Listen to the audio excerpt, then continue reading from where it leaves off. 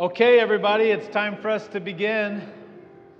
Welcome to our last pastor's Bible study of the year. I still think in terms of college ministry, and we always talk in semesters. And I guess it is a semester kind of thing, feel at least maybe. Well, it's the last one of 2022. So welcome today. We're glad you're here, and we are not going to finish Matthew tonight. Just in case you were wondering, I think we have officially now been in Matthew for a full year. Does anybody remember when we started it? 2 years. Get out of here, John. Was it fall of last year? No. Hebrews was last. Anyway, it doesn't really matter. We are in Matthew chapter 26 tonight, and we're going to pick up in verse 47. So last week we read through Jesus, or Peter denying Jesus, and then we read through Jesus going into the Garden of Gethsemane. And I'll just remind you of a couple of things we noticed.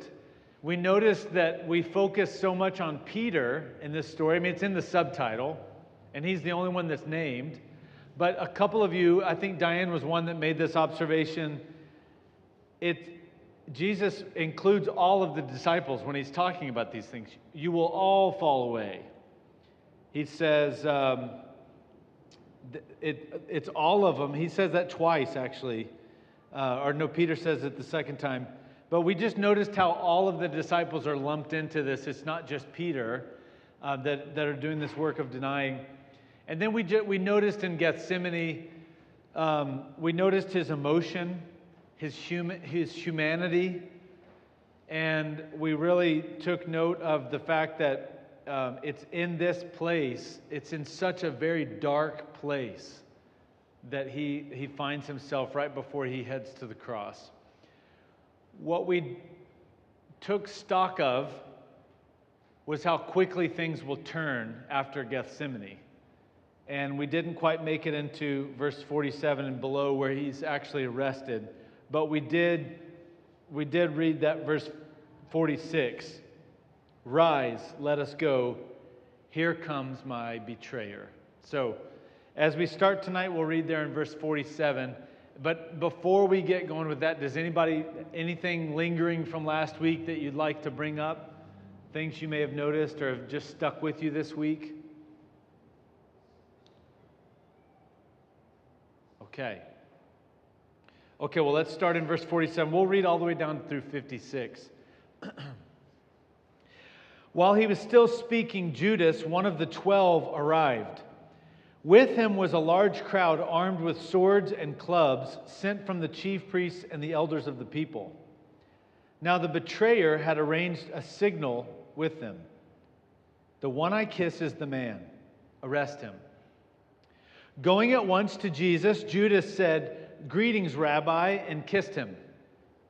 Jesus replied, "Friend, do what you came for." Then the men stepped forward, seized Jesus, and arrested him. With that, one of Jesus' companions reached for his sword, drew it out, and struck the servant of the high priest, cutting off his ear. "Put your sword back in its place," Jesus said to him. "For all who draw the sword will die by the sword. Do you think I cannot call on my Father, and he will at once put at my disposal more than 12 legions of angels? But how then would the scriptures be fulfilled that say it must happen in this way?" At that time, Jesus said to the crowd, "Am I leading a rebellion that you have come out with swords and clubs to capture me? Every day I sat in the temple courts teaching, and you did not arrest me. But this has all taken place that the writings of the prophets might be fulfilled."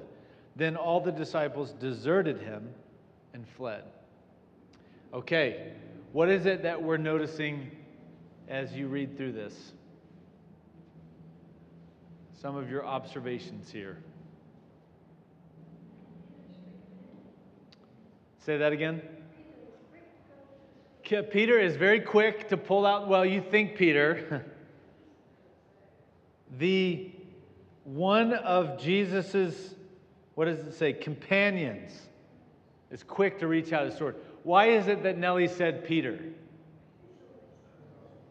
Because the other Gospels say that it's Peter.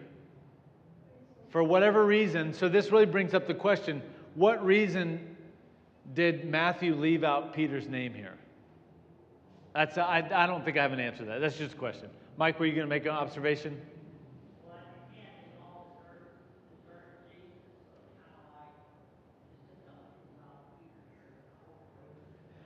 Yeah, so Mike is just bringing up the observation, the very last verse there. Then all the disciples deserted him and fled. We'll do some interpreting later, but was somebody raising their hand over here? What else, Greg? This version mentions there in verse 47, Judas was accompanied by a great multitude. My question is, like, multitude makes you think it was a huge mob. Yeah, so the question there, the observation question would be, how large was that crowd? What did that really look like? How many people would have been there?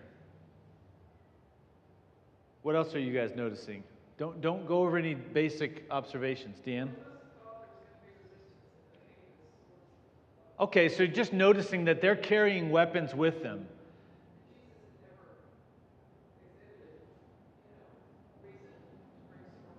Yeah, and so let's just take the observation one step further. It's not just the temple guards,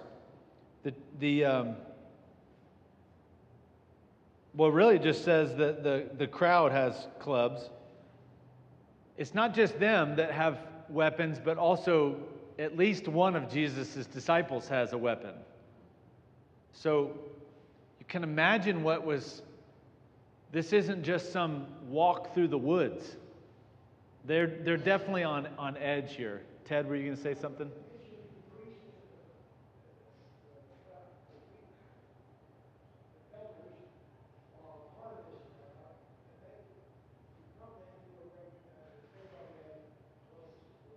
Well, actually, it says that they were sent from the chief priests and the elders of the people. Yours might say something different. The NIV says that this crowd was actually sent from them. So they're really kind of doing this on behalf of the chief priests and the elders. Yeah. Not all the crowd recognized Jesus because Judas had to have a signal. Okay, great observation. Judas has a signal. And what is that signal? He kisses him. So let's put a pin in that, because that act of kissing him and that being the signal, I think has a lot of value to it. Notice, don't jump over some of the basic observations. Notice some of the names that it gives, or the names it gives to Judas. Friend. What else? Judas. One of the 12. Betrayer. That's 4 names given to Judas in this one short passage. Is that not interesting? Let's take note of that. What's happening when they're using these different names? So we're going to put a pin in that as well. What else are you guys observing?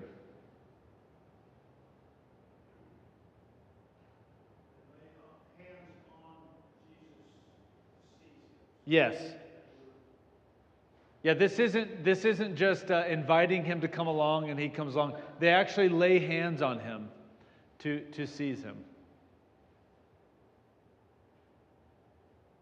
Look at Jesus' own words. Let's make some observations there. Jim?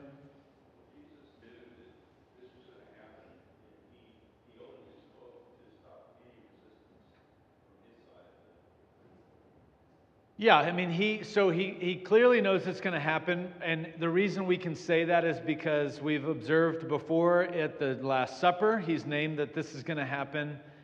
He knows what's going to happen with his disciples fleeing, that he's mentioned in the last passage at Peter's denial. And then now at the end of his time in Gethsemane, he actually says, "Here comes my betrayer." So we have a lot of hints of this, that he knows that this is going to happen. And even in that, you're noting that his response is not one of violence or even resistance, but instead an acceptance. So tell me why you're saying that that's his response. How are you noticing that, I guess, in the text? He says that, put your sword away. Okay. I think that if I call my father, he puts in, leave us angels. Yeah. Great. That's really good. I mean, even in his own text, we get some clues as to why he is so... Calm may not be the right word. He's just, in other Gospels, tells us he's just sweat blood, So calm may not be the right word, but at least he is in control. He's resolved. Good word. And he's not wanting to resist. And in his own speech, we see that. Put down your sword. This is not a moment for swords. Couldn't I just call my father and he would take care of all this stuff? And then his last piece there. This has all taken place that the writings of the prophets might be fulfilled. Didn't we take note a couple of weeks ago of how once he hits Jerusalem, always in the life of Jesus, it's in a way prophetic fulfillment.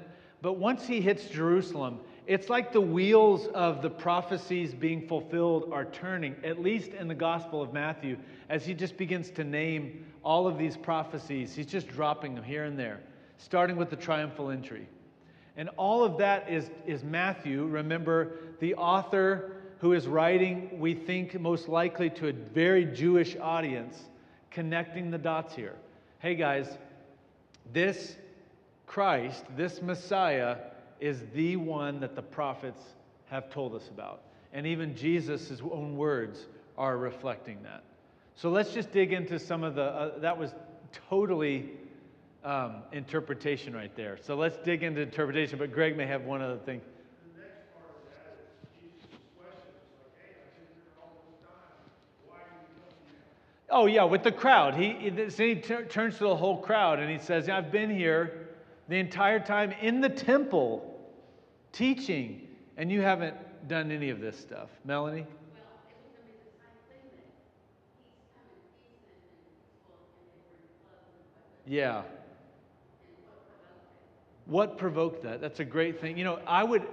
Just interestingly enough, I'm just going to jump all the way even to application. How often, when we oppose something, do we turn to violence? Or do we think that fear needs to be the driving factor in how we respond? It's so fascinating, isn't it? It still happens today. How quickly we turn to weapons or to threats to handle things when it's something we're opposed to. It's crazy. This is humanity on display. We see it now and we see it then. 2,000 years, and it's the same humanity. It's the same human heart, This is very problematic when we look at all this stuff. Let me jump into some interpretation real quickly before we land too deep on that.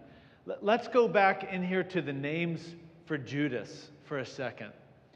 The first name he's given is his own name, Judas. He's just been referred to right before this, though, as the betrayer. So already, just think about when you're telling a story, when you're reading really good writing, and the author has taken note of the fact that, well, let's just look at this, for example. Matthew has taken note of the fact that Jesus knows the betrayer is coming. In the very next sentence, he's named as Judas. We already knew that was going to be him. He'd been referred to that way previously when Jesus has just come in. There earlier in chapter 26, verses 14 through 16, we've already known he's committed to the betrayal, but now the dots are being clearly connected if they hadn't been already. But then he's also called in the same sentence there, one of the 12. When you hear this, it takes you through a full range of emotions, doesn't it? It almost seats the betrayal as more impactful.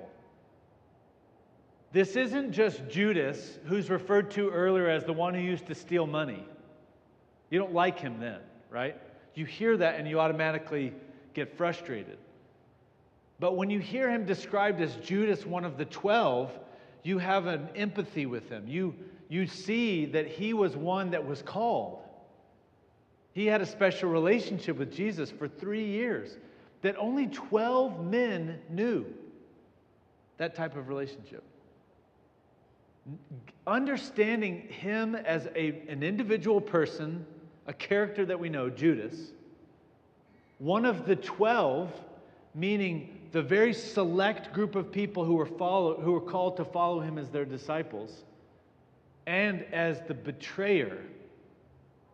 It shows us how deep-seated this betrayal actually is. This isn't just one of the 70 that was sent out. This isn't one of the 5,000 that was fed. This is one of the 12 that went with him everywhere for 3 years. I think that's really intentional and important. Matthew is helping us understand how deep this betrayal actually is. We've all experienced betrayal in our lives, haven't we? At some level. And my reaction is typically not, put down your sword. And so to see Jesus' reaction after the agony he's already been through, you see the shift in his, what was the word you used, Jim? His resolve to now turn his face towards the cross and head that way. I just think it's a powerful moment right there. All in Matthew's intentionality of using a name. Isn't that cool? So now he takes all of that, and we have the chief priests and the elders of the people. We already knew they were involved. They were there when they will be there here in a little bit, but they were there when Judas was given the money. They were part of the whole conspiracy.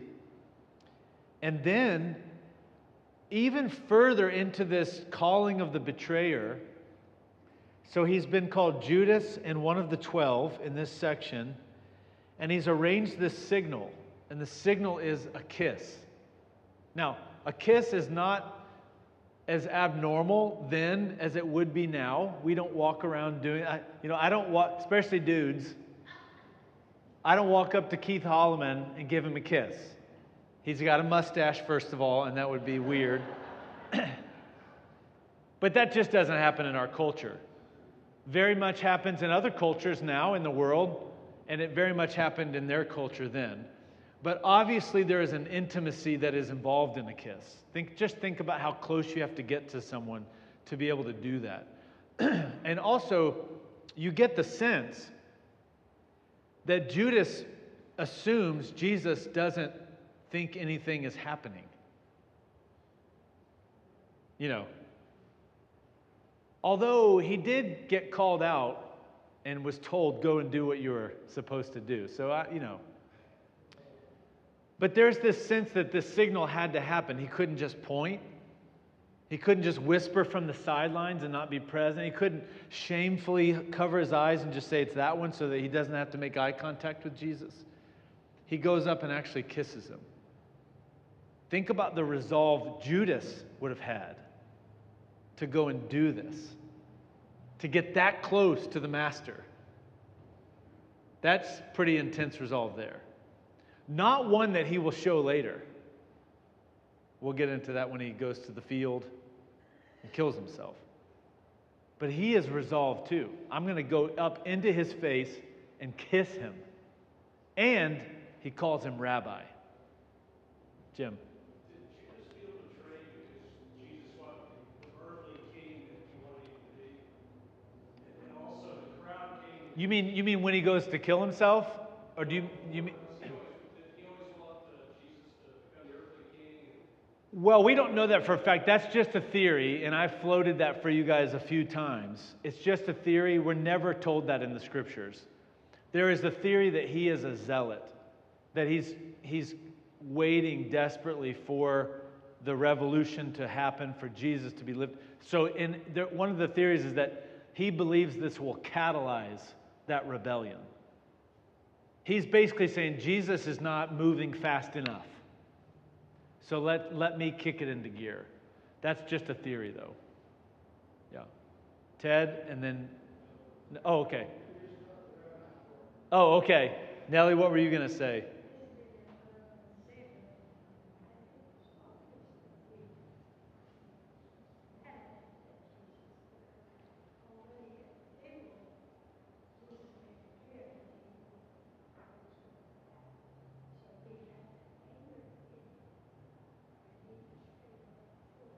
Yeah, he's clearly operating out of some sort of disappointment or anger or something in order to do this. Yeah. And you could, I mean, some would easily suggest he's maybe operating out of the devil. This is evil at work, you know. Yes, Nancy? Yeah. So before we get to that, we're still seeing this interesting thing with Judas as he has the resolve to go up into his face and then actually call him rabbi. This is my rabbi. And then just as you've said, Nancy, Jesus' response to him almost shows the love for the enemies that he has preached at the Sermon on the Mount. Friend. The love for even those who are opposed to you. Here's what I see so often with Jesus. A desperate love for even those he believes are not living rightly. And almost in a way of that love, he's handing to them the responsibility that they have to take for the actions that they're choosing. So that he can call even the one who's betraying him, friend. Because that's what he is. He's one of Jesus' friends. Judas bears the responsibility for the betrayal, no one else. And so what does Jesus talk about? He talks about lumping coals on the heads of those who are against. That's a proverb, actually. It's almost like calling him friend is doing that. It's just showing how deep the cut really goes. And once again, Matthew's just helping us really understand how big this betrayal actually is. It's huge. So they step forward and they, yes.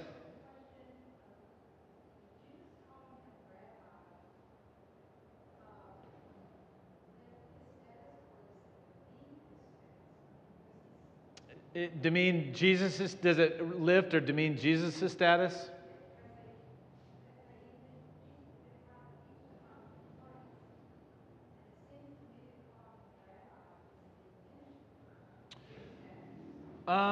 That's an interesting point, Nancy, but nobody has called him Christ except for just, who do you say that I am?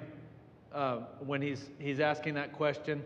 But they don't call him in other places Christ, or they call him Lord, but when they say Lord, it's not necessarily like we refer to as Lord. It's for them, it's more of a, you're our master, which fits into rabbi. I wouldn't see this as one way or the other. I would see it as more the relationship that he's had with Judas. I'm sure there are scholars that would argue with me on that, but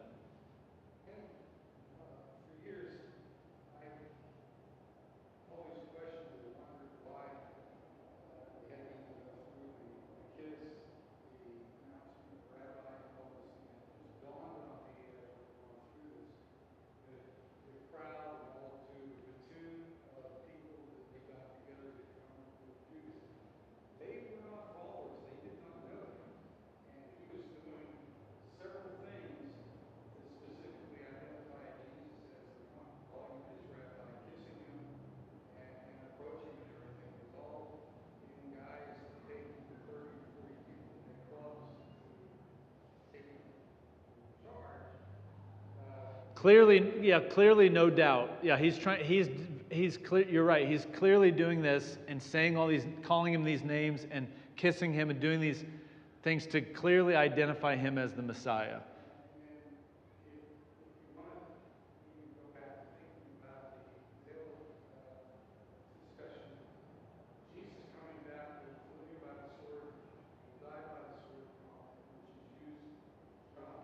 Right. He's using friend, he's using all these things, and he's sweltering pain, identified as well, or anybody else is there to fight those people that have job to do, told to take under control and be prepared to fight. You know, what's the advice you give to all middle schoolers when they're being bullied or when they're being made fun of? I was told this 100 times with my brothers. Just ignore them and it'll go away. And he's not ignoring, but he's not allowing them to be in control of this. They want a fight, and he's saying, nope, I'm not going to give that to you. And, he's just saying, I'm not going to give that to you. Now, Peter plays a different role here, right? Well, we know him as Peter in the other Gospels. He's not named in this. And I think, Mike, maybe you're right. At the end, they all fall away. You know, Matthew's not trying to identify Peter in a negative way here. But he pulls the sword and he cuts off this guy's ear. I think it's in John we find out that the guard's name is Malchus. I think it's John. His ear is... Can you just get into the story here, you know? That's a sharp sword, first of all. Second of all, gross. That's like, have you seen Monty Python and the Holy Grail where that's just blood?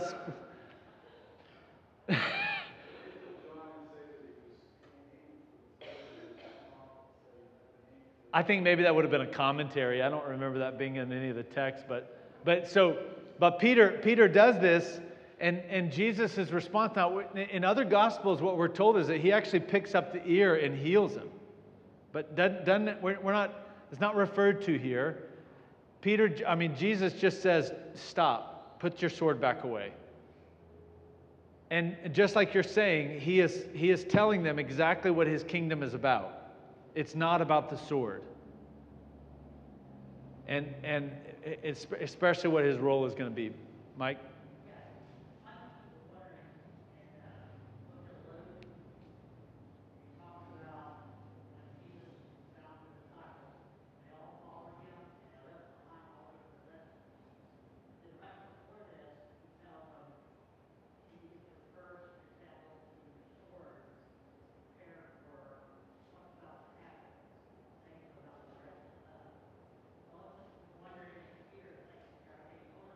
Yeah.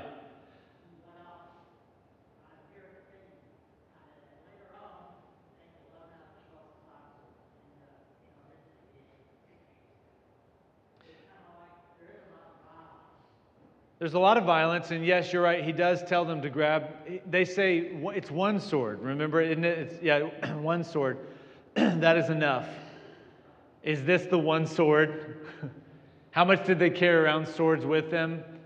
We don't get the sense that they did that a lot, but why would that have been described if it was normal for them back then, you know? Good. Those are all good questions. We're not given a whole lot of clarity on that. But easily, Peter, what we know in this passage is that even if Peter thought this was that moment when he needed to use it, Jesus is helping him understand that's not who I am. And he's calming all of those things down. And he's even saying, I was, like someone mentioned, I was with you in peace in the temple. And you still are coming against me like this, you know. All of this setting up, Jesus is being brought before the chief priests and the elders.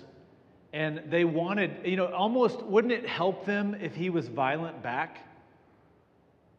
Don't you think that's why the crowd was so large? They think there's a fight. They think they're getting a jump on them, but they know there's 12. Let's just make sure that we have no we have no way of losing this fight. And when they get there, what do they find? A half-witted fight, and Jesus saying, I don't even want that. And then let's just go down to the last verse to clearly know where we're leaving, and that is, all the disciples deserted him and fled. I think it's also in John. Doesn't one of them run away naked? John Mark does, yeah. Poor. I feel sad for everybody. We're not giving any of that clarity here in Matthew. That's not of interest for him. He just wants us to know all of them fled. Let's go back to the text. I will strike the shepherd, and the sheep of the flock will be scattered. It's playing out. The prophecies are there. Jesus told them it was going to happen. He had his own prophecy in a way. And now it's playing out. Everyone flees. Now, it's easy for us. We're going to get into Peter's conversation next week. So I'm just going to, on January the 11th. So let me just say this now, because I think it's of interest. It's, you know how often when we read Scripture and we start to put ourselves in that story and we start to think things like, I would never do what Peter did. I know, I would stand firm. I would claim him, Or Thomas, I would never doubt it if I heard that Jesus had risen from the dead, all those kinds of things. When you start to really put yourself in the story and think of the confusion of this moment, can you just try to imagine how confusing and scary this moment would have been? The disciples really seem to have no idea that this is about to happen. Judas shows up, and there's a lot of people with him. That in and of itself had to have made them all kind of going like, what is going on here? 3 of them are closer to Jesus, and the other 8, because Judas is gone, are further away. Can you just think through the confusion of this moment. You hear something, you don't quite understand what it is. You see a bunch of torches or something, I'm just making up what it would be, but something's got, a light that's got it. And so everybody rushes in, and you get the posturing like Peter is probably doing here, hand on sword, ready for this to happen after they grab Jesus. Maybe they're not scared until the moment they grab him, but all of a sudden it's like, oh my gosh, you're thinking out of adrenaline. You know that feeling. Pulls the sword, cuts off the ear, then Jesus just puts it to bed right there. In John as well, I'm like, why am I so familiar with John? We just read it in the Moravian Daily Text. I think that's why. In John, the guards come to him. They're actually called guards. And they say, we're looking for I can't remember who they call him, the master. And he says, I am he, and they fall to the ground. But in this, we're not told that detail in this story. They grab him, everything's just rapid fire stuff, and then he just calms it all down. And you can imagine they just go, he doesn't want us to fight. Let's get out of here, or we're going to be taken too. And they flee. Then you get into the situation where Peter says, good grief, and John is the same. John, as the disciple, says, we've got to go make sure he's okay. So they kind of disguise themselves a little bit. They maybe put a cloak over or something, and they head off to where they know he's going to be. And they're sitting there, and in the process of all this, his mind is not thinking, Jesus told me I was going to deny him before the rooster crows. Oh, crap, the rooster crowed. He's not thinking those things. He's just operating in this moment. And I think it's really important for us to remember how dizzying this would have been for the 12 or for the disciples. Even Judas. Gosh, can you imagine right before have you ever spoken in public?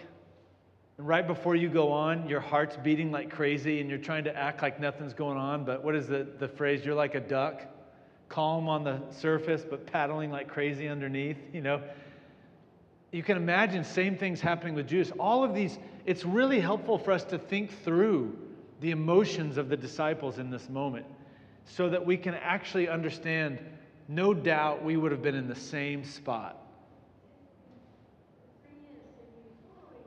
Right. And all of a sudden, he's taken. Yeah. Nancy? Yes.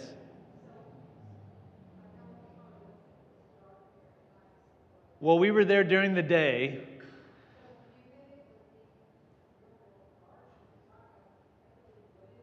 So the garden looks nothing like it would have looked, I'm sure, because it's got a huge church in the middle of it, and there's only a hand. I mean, there were trees, olive trees, but not. This would have been a grove. I'm thinking of you guys ever driven through Pecan Plantation in Granbury, and it's just tree after tree after tree. They're planted in rows, and that's how I've pictured it. Is that it's all olive trees instead of pecan trees, but I could be totally wrong. But it's easily a grove. And it would have been very dark. I mean, I could imagine even just being there now, there was a street just down below it that may have been a road back then the Kidron Valley, and then you go up into Jerusalem, into the old city, the wall and the gate. And from there, you can see the gate that's called Beautiful, or it's the Golden Gate. You can see it. It's where Peter and John enter as they're healing. They heal the guy. He says, "Can we have gold?" And he says, "Gold we don't have, but we can offer you this," and they heal him. It's all right there, and you would have had, obviously there's no electricity, so I imagine it's very dark. And you're dealing with a very scary situation just from it being in the woods and it being dark and all that kind of stuff. But the tenseness of the moment has so many layers, doesn't it? Seeing Jesus in agony, they would have seen that he was in agony.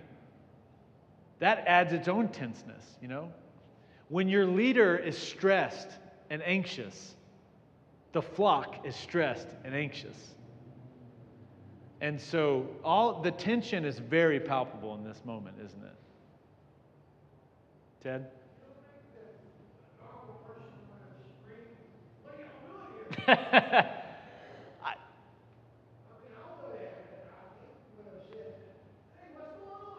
Yeah, and who knows if they didn't say that, It's not cataloged in here.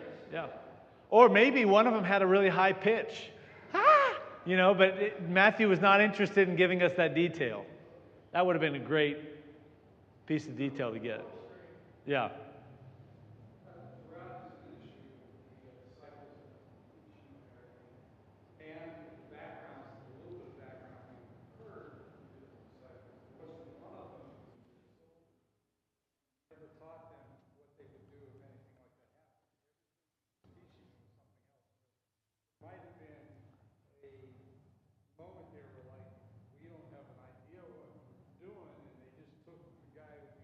It's a helpful thought. Yeah, Jerry's just saying that you're just thinking back through the backgrounds of all the disciples. None of them were professional soldiers. I imagine that's actually a helpful thing to think, is they probably would have been a little bit overwhelmed. Maybe that's why Peter cut the ear instead of the heart. He didn't have good control over the sword or something. That's a really helpful thought. You never know culturally how much they were taught as kids. Nowadays in Israel, it didn't matter what your profession was, you served in the army. So, but I think that's a really helpful thought as just to why they would even flee, just because they don't even know these things. The only person I could think of that might have some history with violence would be Matthew as a tax collector. It's kind of, it's like, Susie?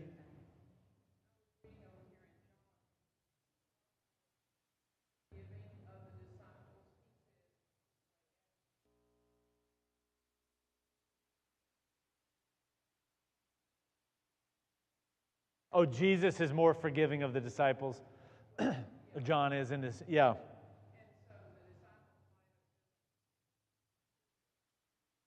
Sure. Yeah, that's helpful. The problem, it's not a problem, I think it's really helpful. The thing, though, that Matthew, his wording is really important. And it puts some onus on the disciples, at least to connect it with what's happened in his conversation before as he predicts the denial, all of you will flee. He uses the word deserted. And you're right, that's not as gracious of a vocabulary word as John tends to use. But clearly, Matthew is setting up this situation where Jesus is left to fend for himself, and he's choosing not to. Well, okay, just put a marker in there until January the 11th, and we'll come back as we head into the Sanhedrin, where Jesus is going to be tried. Another powerful moment. All of these are from this point forward. I mean, they all are anyway, but you know what I mean. It's just so fascinating. And I think why this captures our attention so much is that it captured the attention of the gospel writers. Think about how many chapters we're covering over just these hours. All of this, that the writers of these Gospels did so to tell a story that all climaxed in the same moment. Jesus' arrest, his death, and his resurrection. They're all interested in that. And so I'm going to say it again this Sunday. I've been saying it for the last 3 Sundays. One of the most important aspects of the Advent is that it is the beginning of what we know to be the end. If you don't have the birth, you can't have the death. And that's such an important piece, you know. Leave us with some wise words, Keith. Well, in all the Gospels, he has told them in all the Gospels, step by step, what was going to take place. And it makes you wonder, did they not remember these things? Yeah. I mean, we have no answer. But he has pre-told them. Sure. Keith's just saying, throughout the Gospels, he's telling them what's going to happen, who he is, and what's going to happen. And it does feel like they have forgotten.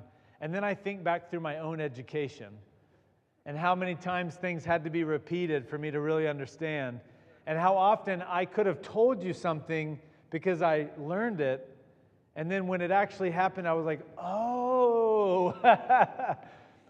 I think that even for some of them, it's not until he comes back from his resurrection that they begin to put the pieces together. Like on the road to Emmaus. He opens their eyes. We finally get what he was talking about.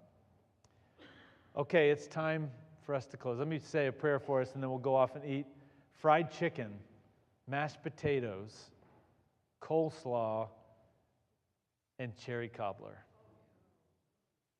Okay, let's pray. Lord, we are so grateful for your word and for what it tells us that you actually did for us. It's almost appropriate that we don't move on too quickly from your arrest. We sit in it for a little while.